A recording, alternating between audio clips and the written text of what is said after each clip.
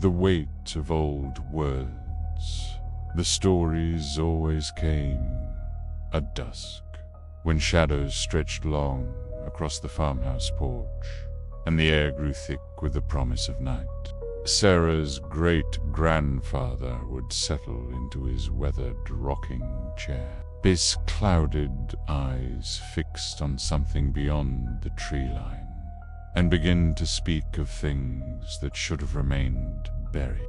She had dismissed them as folklore tales spun from a mind touched by age and isolation. Stories of the old country, of rituals performed beneath moonless skies, of families who carried curses in their bloodlines like heirlooms passed from generation to generation.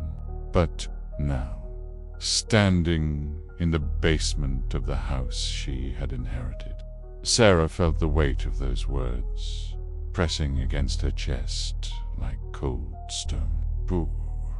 The smell hit her first earth and copper, sweet decay that seemed to seep from the very wall.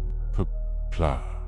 Her flashlight beam trembled across the foundation stones, revealing symbols carved deep into the mortar. There were crude, angular things that hurt to look at directly, as if her eyes refused to process their true meaning. The same symbols her great-grandfather had traced in the dirt with his gnarled finger, whispering about protection and appeasement. The floorboards above her groaned, though she knew she was alone in the house. The sound moved with purpose, deliberate footsteps that followed no human rhythm. Sarah's breath came in shallow gasps as she pressed herself against the basement wall, feeling the carved symbols rough against her back through her thin shirt. Her great-grandfather's voice echoed in her memory, speaking of the family's debts, something owed to forces that predated the settlement, predated the very notion of civilization in these hills. He had spoken of offerings made in desperation, of bargains struck when the first winter threatened to claim them all.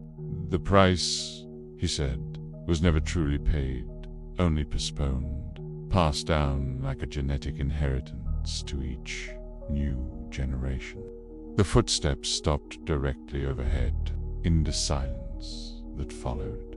Sarah could hear something else, a wet, sliding sound, as if something massive was moving across the floor above. The house settled around her, wood and stone sighing, under an impossible weight.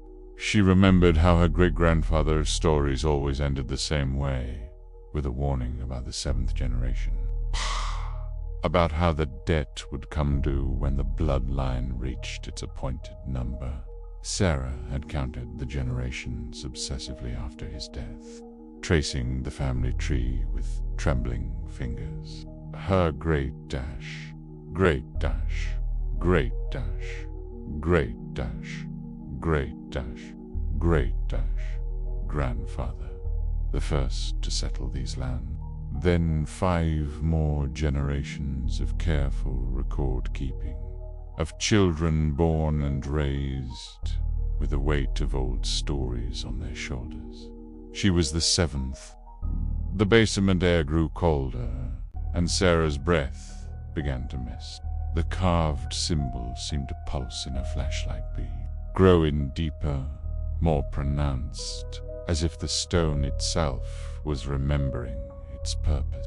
Above her, something began to scratch at the floorboards, deliberate gouges that sent splinters raining down into her hair.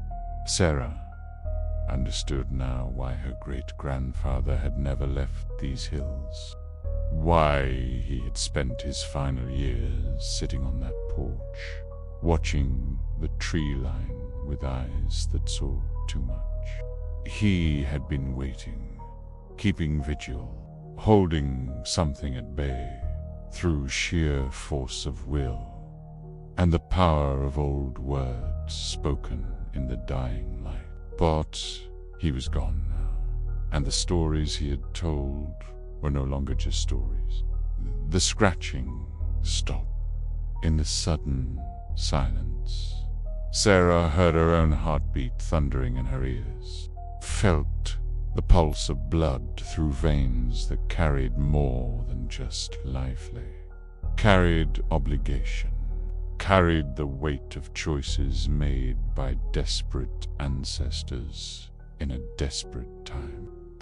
The basement door at the top of the stairs began to creak open, though no wind stirred the house.